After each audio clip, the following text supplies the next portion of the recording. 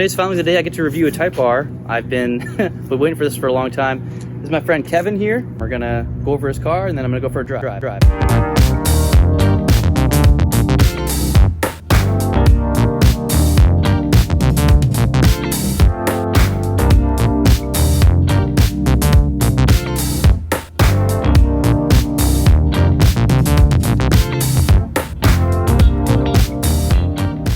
So, Kevin, this is a 2019 Type R, correct. And you bought this in mid-March, you said? Yeah, by the end of March, usually, because I got back from deployment, like, beginning of March, and like 3 weeks later, I ended up picking this car up. Okay, so tell me about your experience, like, purchasing the car.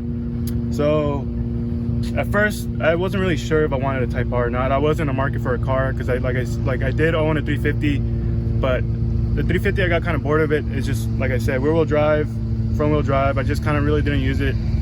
To me, it wasn't, drivetrain doesn't really matter.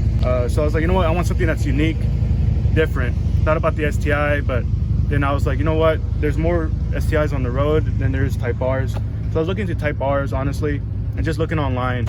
Kind of found one close to me in a dealer, actually literally in the town I live. And at first, they had it marked up for, I think, like 10,000 over MSRP.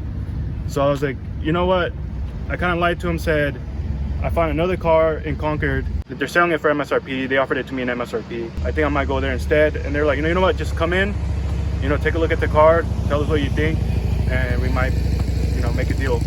So I go in, I think the next day, and I look at it, and it's literally on the showroom floor. They literally with like 7 miles on it. Seeing the car in person, I was like, you know what, like, it was a lot nicer, because I had never seen a Type R in person ever. So then we're here negotiating, and I was like, you know what, it's too high of a price for me. They're like, oh, you know what? They're like, if we lower it down, like, are you still willing to get it? I was like, perhaps.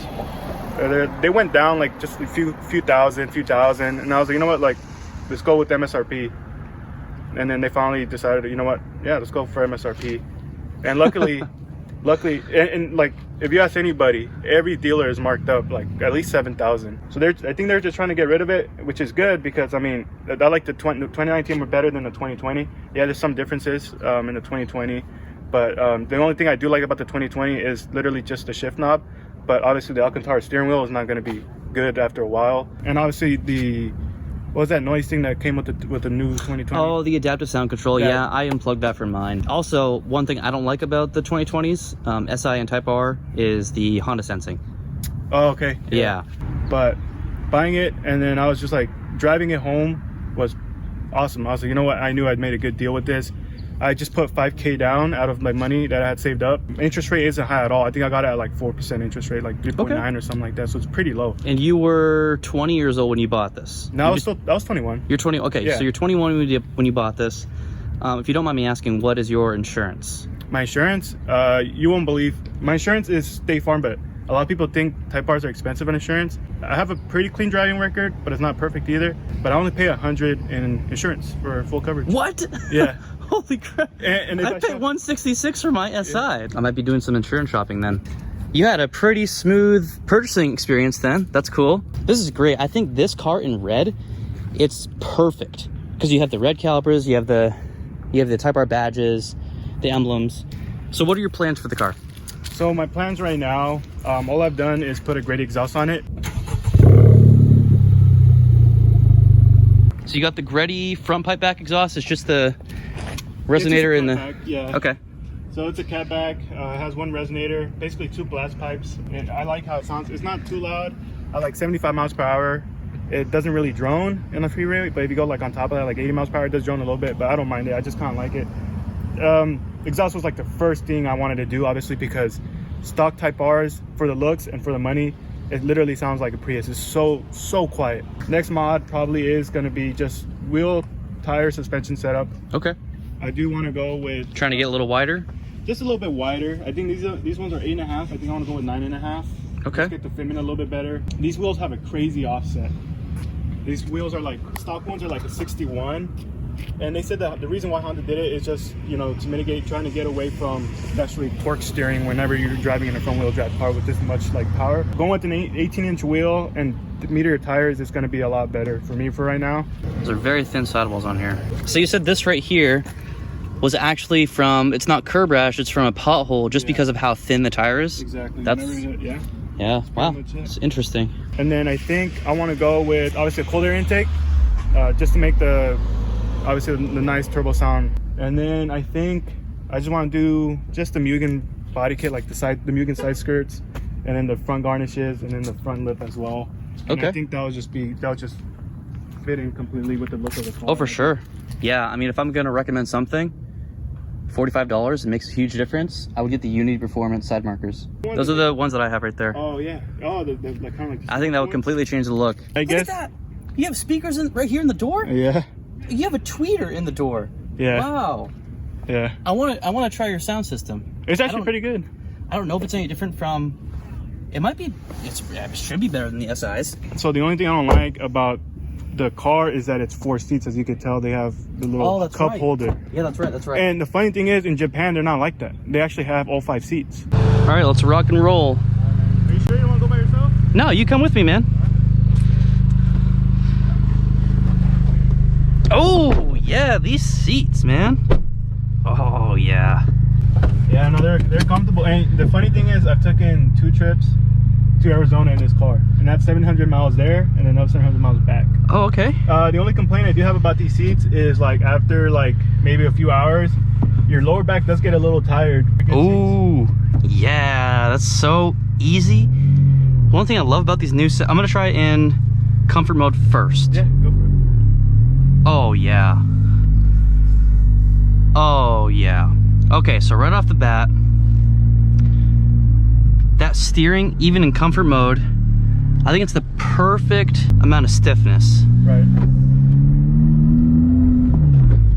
Okay, no rev hang at all.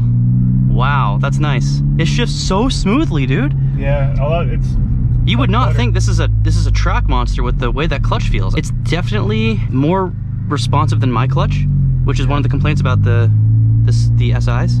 Right. I love this shifter. A lot of people say that the Type R shifter is a little shorter than the SIs, but if I remember my stock SI shifter correctly, these look about the same height, but it feels great. It feels awesome. Everything feels like it matches.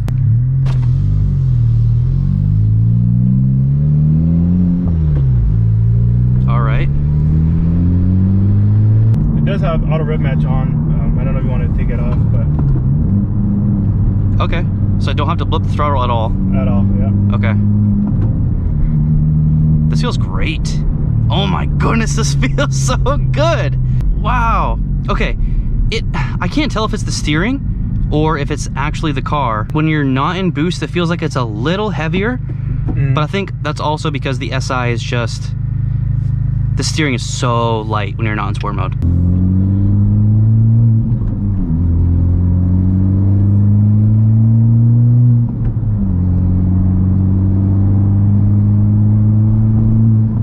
That exhaust is perfect. Good with this exhaust, honestly.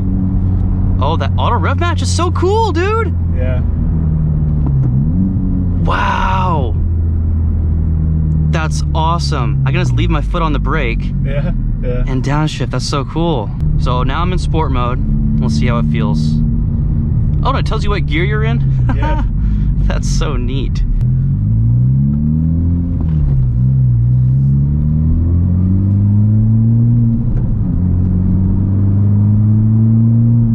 Oh yeah. You feel the difference in the throttle response as well once you switch to sport mode? Yep. Yeah, the throttle response gets a lot better.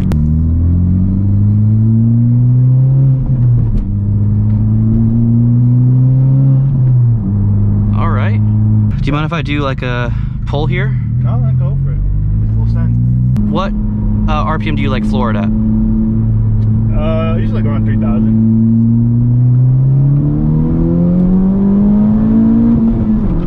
Okay.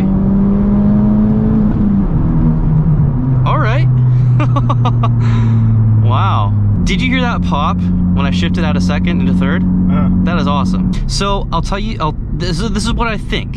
And I'm gonna get grilled in the comments, but this is what I think. Obviously there's much more to this car than just straight line speed. That's a very immature way to look at cars, right. I think, overall. Right. But with both of us in the car, this feels, it feels like it would walk my my 2020 SI on the stage 1 tune, but I don't think it would be like, I don't think it would be bus lengths. I think it'll definitely take me. So I haven't told you guys on camera yet, but we are gonna race just to see the comparison. I know he's gonna beat me. That felt really good, especially when I got up to like 5,500 RPM. Yeah. Do you know what RPM VTEC kicks in? No, actually I don't really know, honestly. Okay. Well, I noticed like right when I got up around 5,000, 5,500 RPM, it pulled, like there's a different kick. Right. Obviously that's VTEC, but that feels awesome. Driving this car to Arizona, it was very hot over there, and I could tell the car was struggling. The car was extremely slow, just because of obviously the heat, turbo. I recommend an intercooler upgrade. Oh yeah, for sure.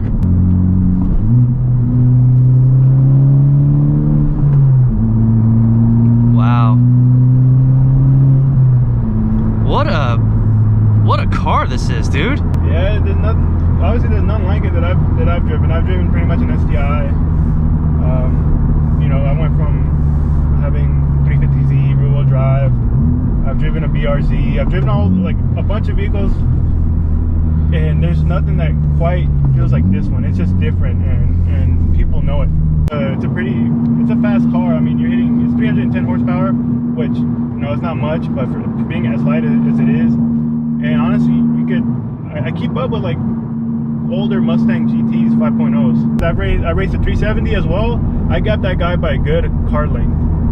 Okay. 370 and 370 is pretty much, they're neck to neck, like in terms of like performance and horsepower. I'm gonna take this turn here. Yeah, go for it. Oh my god, that's like nothing. That was 30 miles an hour. That felt like nothing, dude. Yeah, no, it grips. Wow. It grips. I'm telling you, a lot of people say, you know, front wheel drive, wrong wheel drive, but you feel this car, it feels like an all wheel drive, except when you hit bumps. When you hit a bump, that's when you feel all like the weight of the front of the car, just kind of like. Okay. But to me, honestly, it feels like an all wheel drive car, and I've driven a few all wheel drive cars. You feel full confident with this car.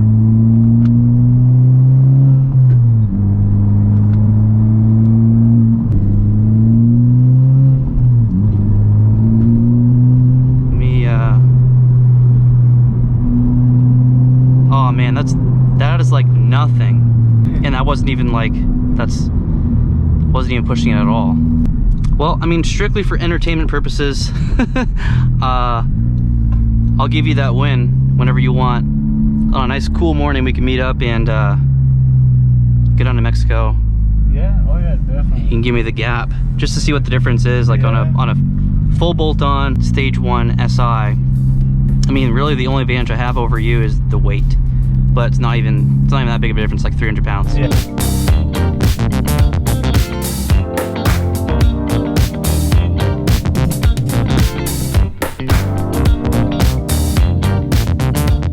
Oh, those seats are nice.